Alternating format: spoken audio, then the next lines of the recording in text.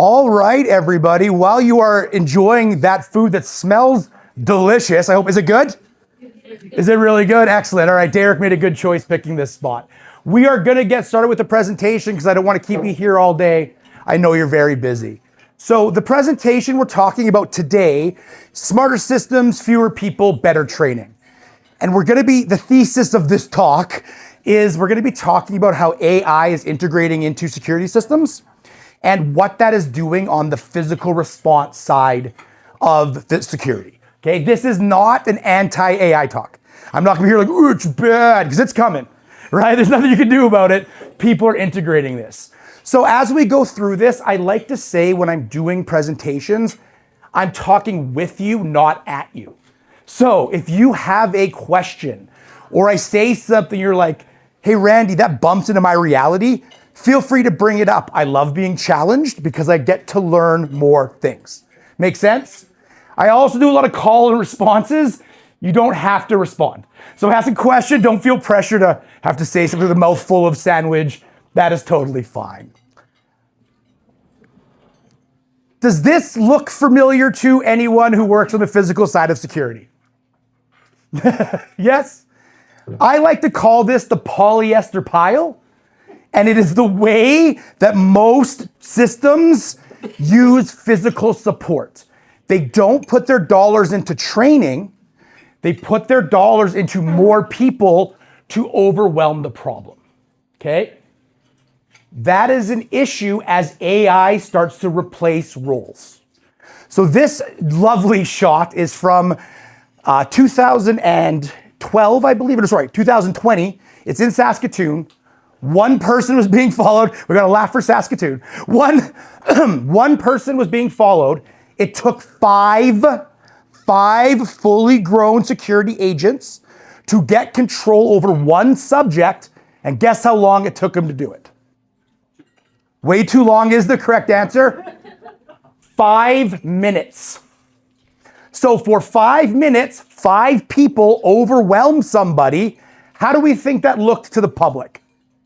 Great. Did they love it? Do you think this was a pro story on CTV News? Some people think it is.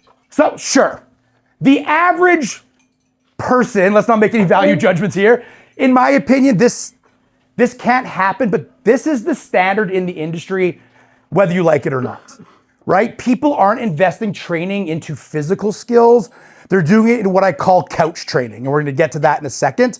But this sort of training is only applicable when we have the numbers to enforce this. So this tactic does work if you have 5 guards to get on somebody. It doesn't look good, it's not professional, but they did get cuffs on this person eventually and sloppily, and they did achieve the goal. You already heard a little bit about me, but this is my flex slide of how cool I am. I hate this slide because it doesn't matter what I know, it just matters what I can get you to do. But if this social proof matters, I've done some stuff, right? So I have a book coming out, as Rich mentioned. I was featured in Black Belt Magazine. If you know, you know. That's super cool for me. I'm the executive consultant for the Ramsey County SWAT team. I train their leadership teams with tabletop exercises. I'm also the co-owner of the Institute of Modern Defense, co-owner of One-on-One Control Tactics, and I'm the former Canadian director of One-on-One Control Tactics. So I kind of know what I'm talking about when it comes to the physical side of this. The interesting part is when we collide AI into this and what gets exposed. So the problem. Right now, AI is slowly creeping into everybody's business, right? I have some stats that I'll show you, but the stats are very underwatered. But show of hands, who here uses AI kind of on a daily basis? Right? So the numbers I tell you, and in your business, of course, right? Oh, I don't want to respond to that email, click, click, click, right? Oh, I need to do a reference letter, click, click, click, right? Go ChatGPT, go Claude, go whoever, Gemini, Grok, whatever your allegiance is, you're definitely using this, right? And Canada-wide, we're seeing this trend. Canadian businesses have doubled the amount of AI adoption they have had over the last year. So it only went from 6% to 12%. But as we saw from our anecdotal survey, it's definitely half the room using this. This number also doesn't include the AI integrated observation software that almost all of us are using now, right? So this study came after that. So number one, we have to understand the trend in the industry, whether you like it or hate it. This isn't an opinion. This is just a fact. AI is coming and it's starting to take some rules. And whether you reallocate or change, there are just people that are not going to have the job mostly in oversight and watching that they currently have right now. From the Security Industry Association Mega Trends Report, try saying that 5 times fast, they said that guards in administrative roles are going to be phased out relatively soon because AI will be taking over most of that stuff. Johan, I'm not going to try to pronounce his last name from the security report for 2040 predictive, said there is going to be a reduction of manned guards and first responses are going to start being robotic. And we're going to talk about robot responses with the goodest of good boy robots coming up soon. Okay? Both of these quotes are not critics of the industry.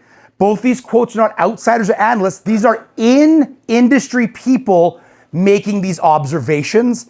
And I'm sure a lot of you have very similar observations when you're looking at this, right? I don't think I'm out on a limb here with AI switching everything. With that, the Canadian government has forecasted that especially in Alberta, the hiring rate for physical security guards, humans doing the work, is projected over the next 3 years to be limited. Not growing, not stable, limited. So we are already seeing in the forecasting part of this that there are people that might not have the work they want to have. And second, currently right now, we already have more guards than positions in Alberta. Straight up, that's what's happened. There's a lot of people unemployed with their security license. Not great news for a guy that teaches people physical security tactics. But again, this is just what is going on. With these factors, AI coming in, replacing the guards, this starts to find the cracks in our strategy of the polyester pile, right? Because before you had somebody on the cameras, and then somebody at access control, and then somebody walking, which gives us 3 people. So if something happens, we can pile 3 people onto the situation and not have to worry about the skill level of each individual guard, right? Because they're just going to use overwhelming numbers.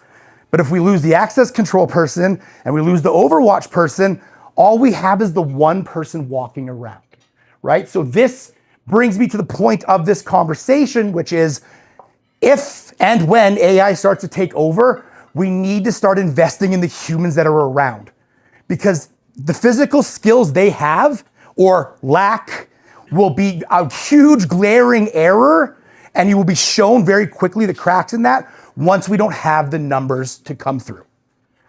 But training is not all built equally, right? The state of training in the security industry, at least according to my standard of been doing this for 20 years, is abysmal, okay? Who here knows what is required to work as a physical security guard in uniform? Anything else? A guard license? Willingness. A guard license and 40 hours of couch time. I like to call these online certifications couch training. Couch training does not help you when somebody is screaming in your face that they do not want to listen to your command.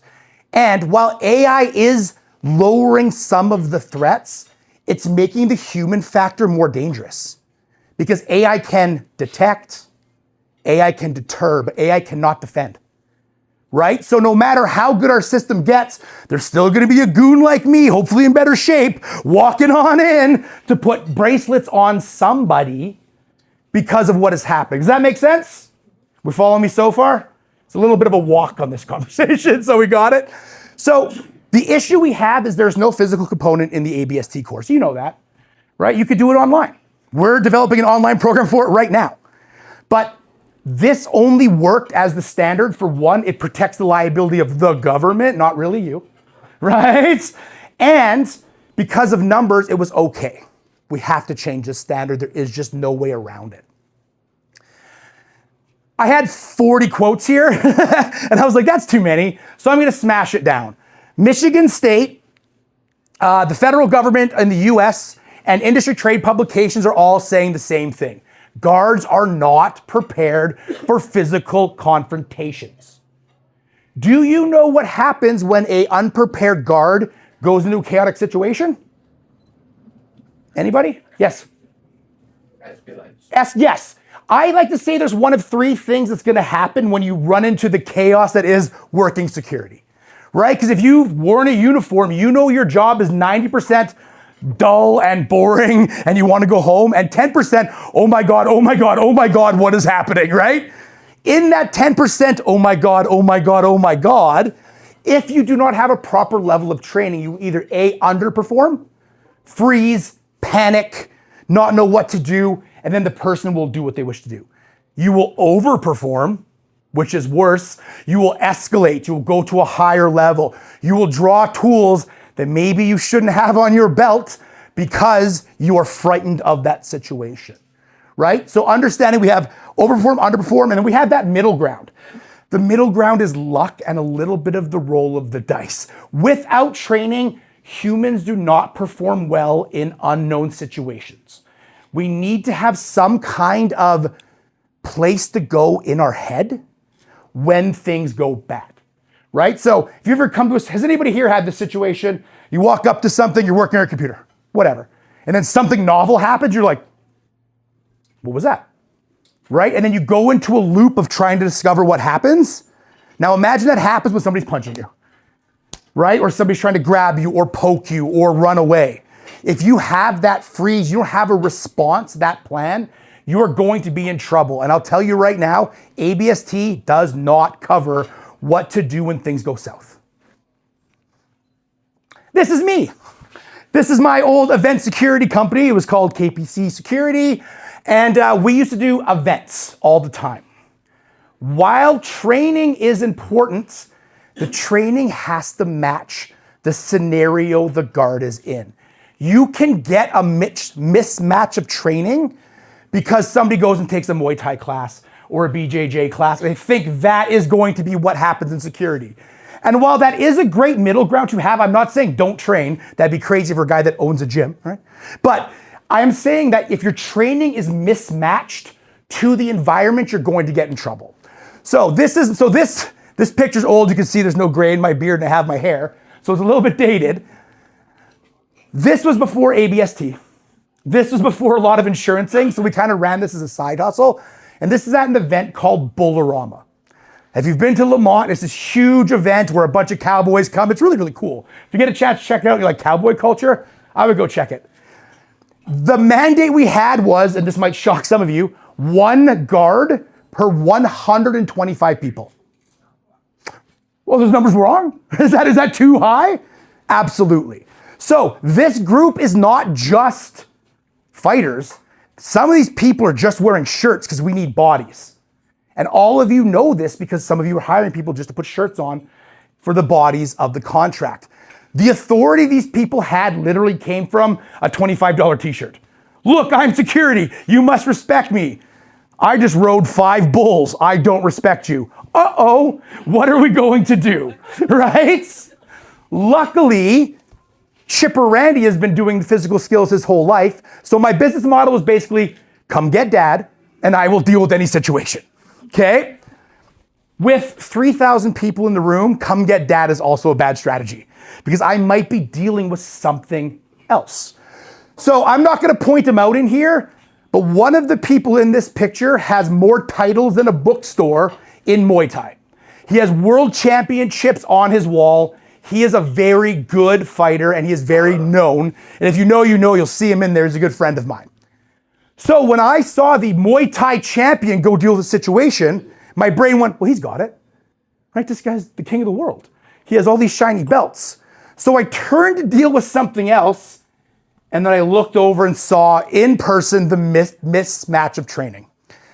He was dealing with a guy yay big and yay big. And this is important. I'm not body shaming him. It's important to the story. So Shane, use his name, my friend, he was about 165 fighting that level. This guy was maybe 350. And as I turn around, literally this is what's happening. My friend is bent over and the guy has his belly on top of his back. And he's going like this, and he's punching my friend in the head with his belly on his back. This is a mismatch of training, right? This shows us that when we are looking at getting physical skills, we can't just say, hey, now that you work here, go do BJJ, right? Also, I don't know if you've worked a security job before, the scheduling doesn't really allow extra training, right? The compensation doesn't always allow extra training. So we have this gap in the market where people, even when they do want better training, they can't access it because they're not getting it through their company, they're not getting it through whomever. I'm not saying you have to provide that, but if we change the requirements for being hired, that will make a big difference. So understand that just because somebody comes in with a black belt or a world title, it doesn't mean the skill set they have will work in the theater of security work. There are a bunch of things that we'll talk about later that are super important to understand when we're looking at physical skills in security. Don't worry, I own a gym. There will be an advertisement. I'll talk about that then. But I want you to understand the problem. The collision. Once we have, so we understand number one, that AI is coming and it is reducing jobs. Right? I'm not just making that up. The government says it, industry publications say it. You're probably experiencing it. Then we have the lack of training. What happens, right? So remember I talked about the goodest of good boys? This is Roscoe the robot bomb dog. He is a very good boy because he goes in for SWAT teams and he deals with problems, right? He can detect, he can deter, he can find issues that are happening. You heard my flex that I work at the Ramsey County SWAT team. This is becoming more and more common even at high levels of law enforcement. They're using drones, they're using Roscoe, they're using lots of different methods in order to gain information and access from the area, which is great. But that used to be the job of a person. And while this is much safer and a better idea, and we'll talk about what happened here, it means the level of backup that is given, and when resources are allocated, it changes the boots on the ground, which then changes the thought process of what tactics we can use in the field. We follow me still? Great. Roscoe went in to stop a man in Boston, Massachusetts. There was a man in 2024 holding his wife hostage by knife point. They sent Roscoe in, man drew a weapon because yeehaw USA, of course he had a gun. Right? 3 rounds down range, hit Roscoe 3 times. Awesome. That's 3 bullets not in a person. But guess what? Other than being a bullet catcher in eyeballs, Roscoe's done. Roscoe can't go in there and de-escalate. Roscoe can't check or give medical aid. Roscoe can't put handcuffs on the person who is holding this person in there. So no matter how good the robotic intervention gets, the most dangerous part is always going to be the human factor. Right? The most dangerous transition your guards are going to experience in the future is from screen to sight. Right? Once we look at the screen, we get the detection, we understand what's going on. Once I get to the site, AI is great at after reporting, and then the guard was taken down, right? So that's great for the other side, but it doesn't help the safety factor of these people. And now, I don't know if you saw China's crazy robotics display. Maybe we'll start getting handcuffing bots. I don't know, right? It's looking like that, but those guys look pretty little and easy to knock down. Humans are always going to be doing the thing that we've done since we were in caves. We're going to be protecting stuff. And no matter how much advanced technology comes through this, the human factor is always going to be there.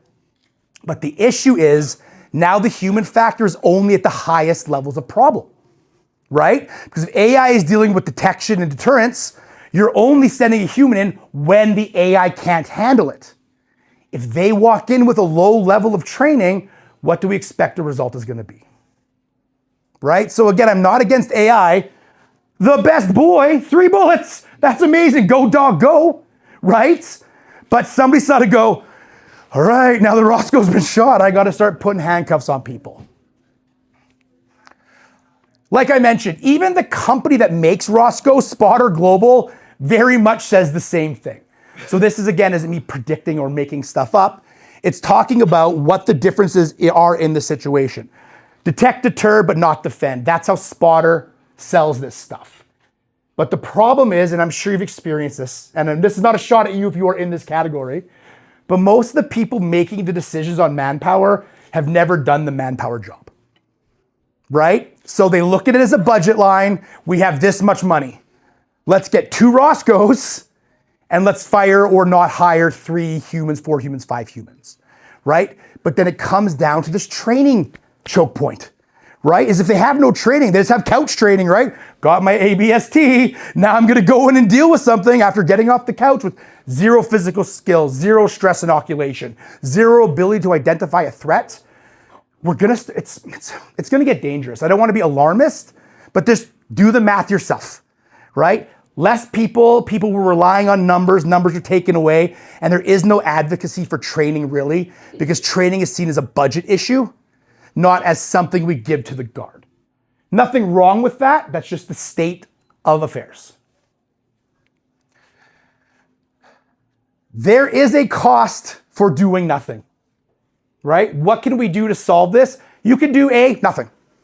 We'll let the polyester pile work. We'll make sure we have X amount of people. We'll just hire really big deterrent humans who can squash people, et cetera, assuming you get to pick who you hire, which isn't always the case, right? Sometimes you get who you get, right? But when we look at this on the return on investment and the liability side of things, it gets a little bit more frightening. And why I'm bringing this up is if you are talking to upper management trying to get more resources, liability will get them way faster than human casualty, right? Oh, it's gonna cost us less money and we're not gonna get sued. I'm gonna use the most alarming number I found, because that's how these things work, I have to shock you. In Oregon, and I know this is the US, give me a second, there was a negligent security suit, and the family was awarded $21.25 million due to the negligence of training in the guard that killed the person. So this gentleman was killed in a Lowe's parking lot by an unlicensed security guard. Ours are licensed, they got that couch time, so it's different. But they have an unlicensed security guard, killed this person, they went after them and they found out that there was liability, right? Because of the training neglect. This also happened in Canada. I'm not gonna try to pronounce the first one, but this family sued the Pinkertons because in 2010, there was an incident at a place called Giant Mine in Yellowknife. 9 people in a labor dispute were killed by the liability of the Pinkertons, and the Canadian Supreme Court deemed that we have the exact same standards and rules as the US, right? Vicarious liability, training standards, etc. I can't tell you the number here because Canada does not report how much money is paid out in suits, right? But it was equal to, or close, comparable, not equal, it wasn't 25 million, but it was comparable to, and 9 people were killed, right? And the group agreed, this is bad. Why were they killed? The group overperformed.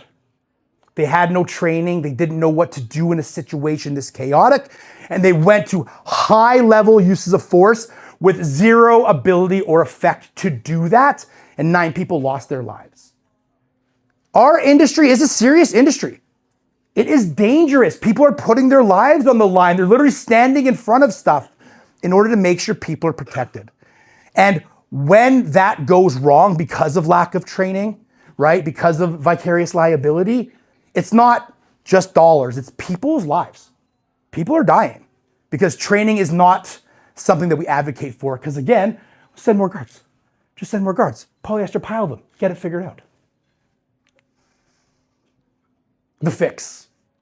If you've been following me so far, you kind of get what the fix is, right? It's training. It's better training standards across the board.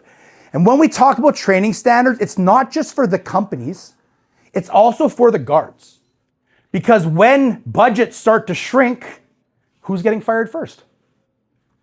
The people with only couch training, right? If somebody has either a higher distinction or on their own has went and found better training, right? Like with us, for example, we'll talk about later. But if you do that extra training and get certified and have more stuff, like everybody in this room, more certifications equals more employability, right? These people that come in with just their couch training certificate are getting the roles of, hey, watch this screen. Hey, watch this door.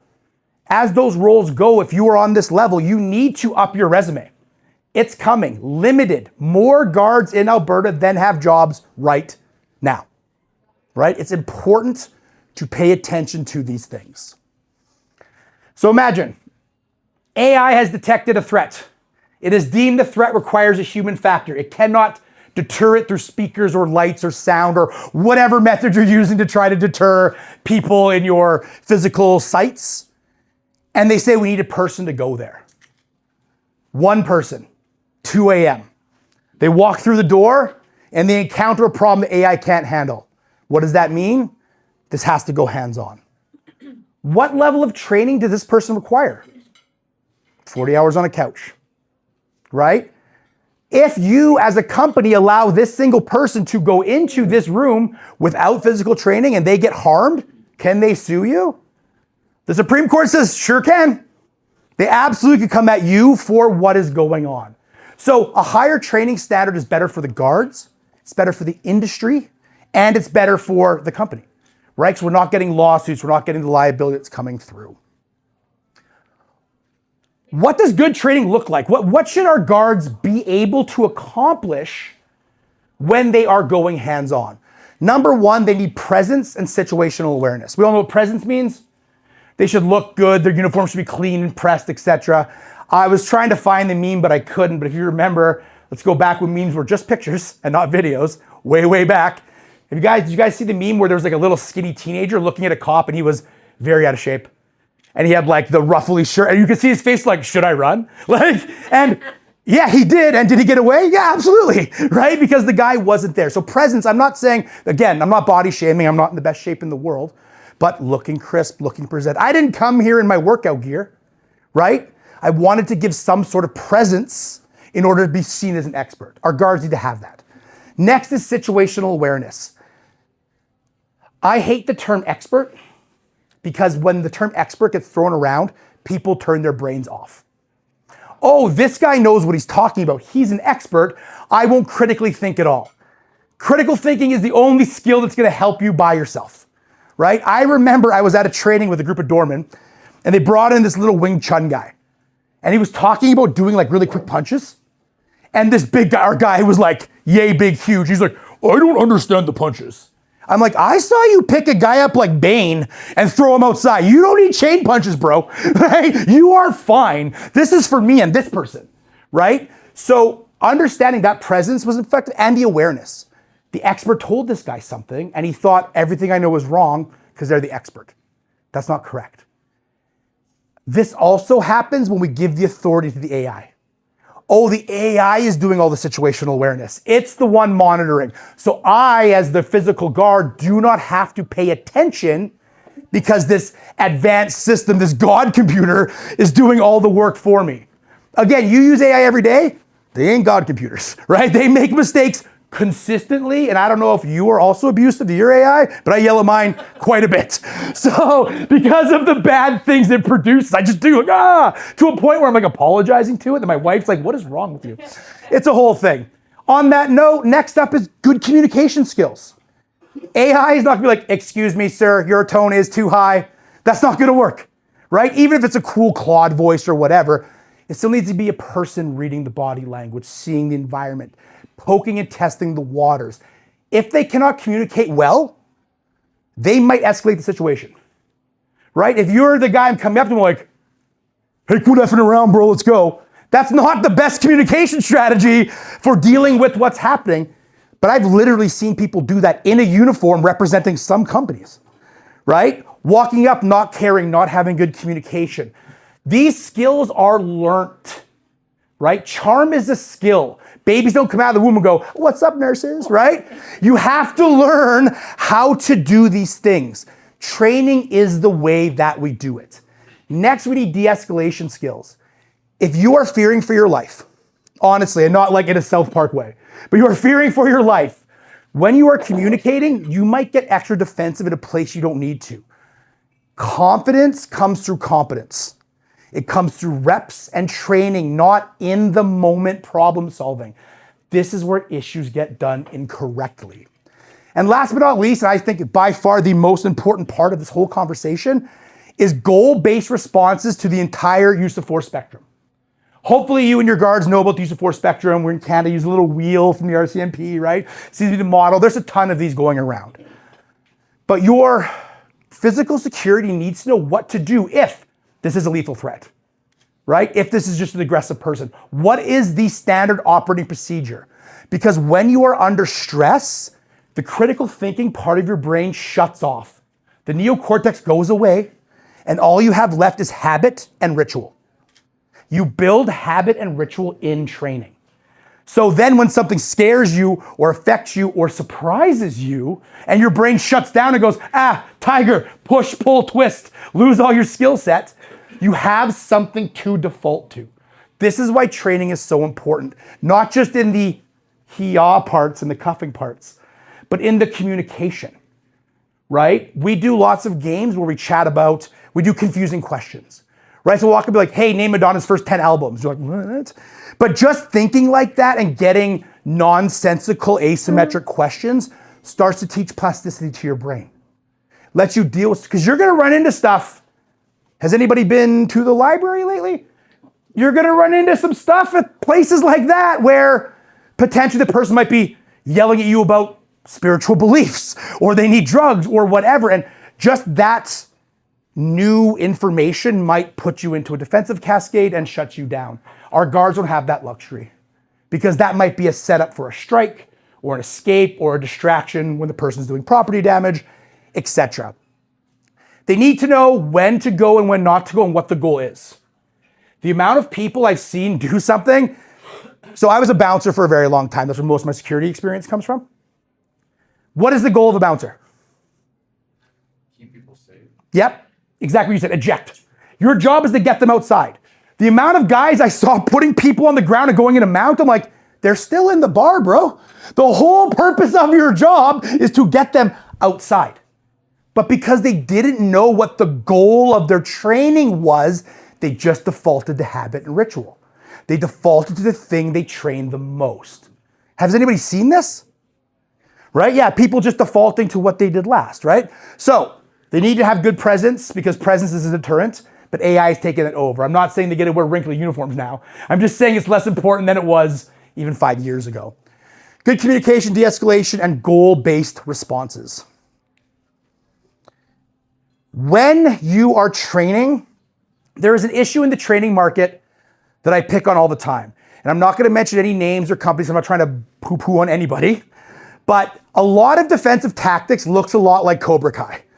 It's 1980s karate, and they're doing it in a line. Show me armbar 4. Ha! Right? This is not how encounters happen, right? Oh, they're attacking you. Put up your insert trademark movement here, right? Right? Great. This isn't done like that. You don't get to walk into a fight and step-by-step role play through it. These are dynamic, holistic situations. So if they are not doing scenario-based training, they're not learning how to access their skills under stress in the real environment. I'll tell you right now, there's a difference between ejecting somebody from this bar right now and ejecting somebody from a nightclub with smoke machines, flashing lights, and lasers, right? Those things are going to affect how we perform the environmental factors.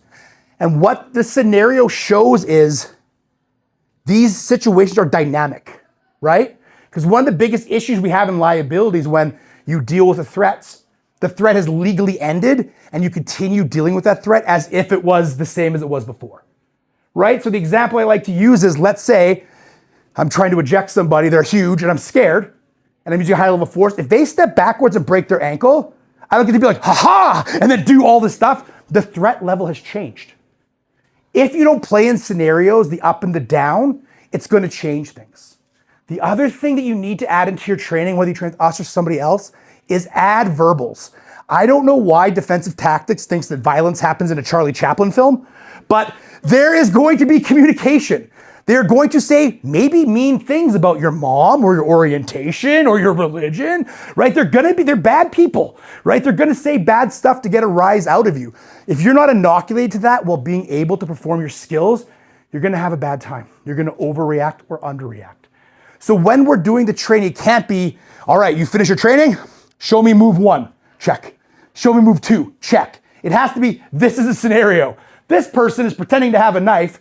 They might be on drugs, like a normal site brief, go, right? And then in that clean, safe environment, they get to make mistakes that won't catastrophically change their life.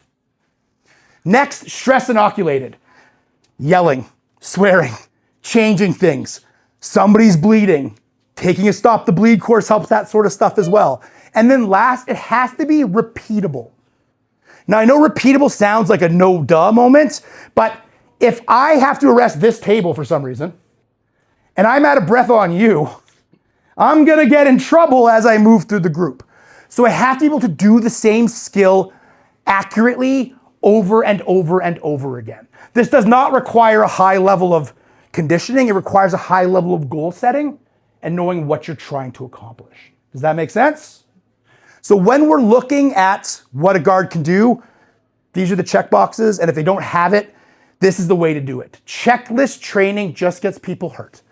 And again, we live security. I'm coming back into the security field. It's a very certificate-based model, right? Everybody's chasing other stuff, and that's good because it proves expertise. But if you're just checking the box and you're not actually integrating this into your thought process and physicality, it's a waste of kind of everybody's time. So the solution, hey, it's us. This is the advertisement part of the presentation, right? We are the Institute of Modern Defense. We do a bunch of courses. We have a 2-day handcuffing course. We have a 40-hour defensive tactics course, which all of this is Solicitor General approved in Alberta. So for example, they get handcuffing a baton with us. The baton goes on their license and they can use it for the extra credit. I personally have redesigned this system. It includes all of the things that we've talked about. And again, I'm an expert in the field. They bought a book. I must know one thing, right? So I'm an expert in the field. We have implemented all of this. So this isn't just walk in, give the move, do the karate. The final test for us is a scenario.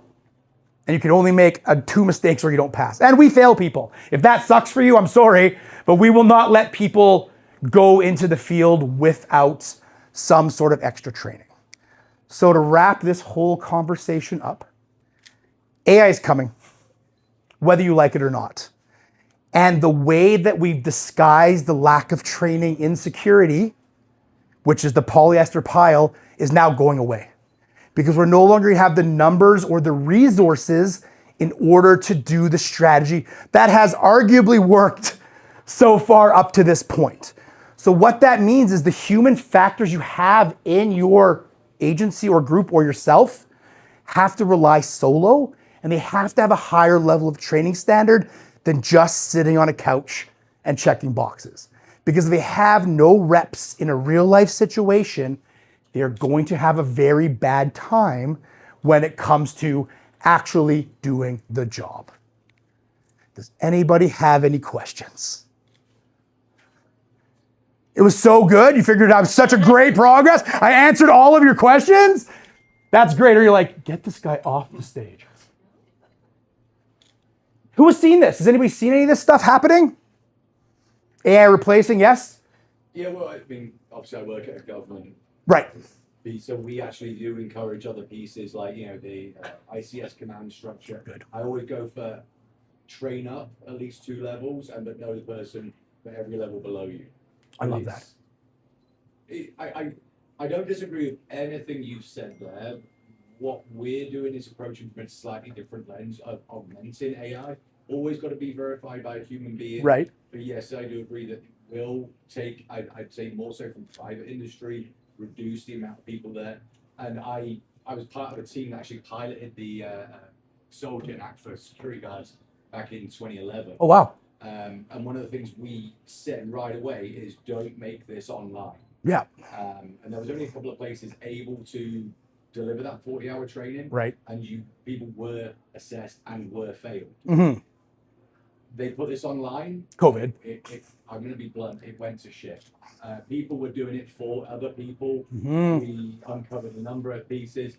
And also, I think a lot of people were trying to fill uniforms. Yep. There was no a lot of the RFPs went out there. There was no like somebody going around as an inspector saying, "Hey, tell me what you know about use of force." There was no follow up beyond, "Hey, you got your badge, you got your badge, you're out there." Right. I guess a lot of this is me trying not to be on my soapbox, understanding exactly where you're coming from. Yes, we do need training. And the people like me who put out RFPs, See you later. Yeah. I would lean heavily towards what are the standards of retention, training the personnel that brought in, rather than I can supply 50 people. Yes, I agree. I would love to see, and again, even not selfishly, even if I close down the business today, just for the safety of the guard, that's always my primary concern, is the safety of the human. I would love to see a higher standard of hiring, right? Oh, you don't have any handcuffing training? You can't work here, man. We have handcuffs. Or provided by the company, but again, when budgets come in, it's just easier to hire somebody who took the initiative themselves than it is to train them. But I agree. And I think as AI advances, the industry's gonna have to switch, or it's just gonna be liability, liability, liability, liability, right? Anybody else have any comments? Yes? I said lesser known fact that 40-hour course online is not actually 40 hours. Right. I was able to pile through and testing it out, 6 hours. Straight through to the end. So I don't know if I'm happy that's less couch time, or I'm sad that I'm undecided on where I land, but that's very good to know. I have not taken the ABST yet. So we are providing it at the space, but I haven't taken it yet because I'm in the training side, not the uniform side, but very good to know. Anybody else want to add anything? Well, thank you so much, everybody, for your time and letting me yell at you for like 45 minutes. I greatly appreciate it. I always ask if you have any questions. You don't have any questions right now. Then I'm going to leave and you're going to have 800 questions. So I believe I put a card on everybody's table if you have it. It's a double-sided card because I'm cheap. So one is the Institute of Modern Defense. The other one is Randy King Live. They're separate brands. Randy King Live is my the martial arts stuff, the proactive stuff, etc. And then Institute of Modern Defense is we have guards, we have people that train the guards and that sort of stuff. So if you're looking to enhance your training or ask questions, or even if you want advice, I don't mind helping, because again, my ultimate goal has always been make people safer, right? So obviously we do need money, that's how the world works, but the goal mostly is make sure people are okay. Thank you very much, everybody. I'm Randy King. Network, talk to people. I hope you took something out of this presentation. Thank you.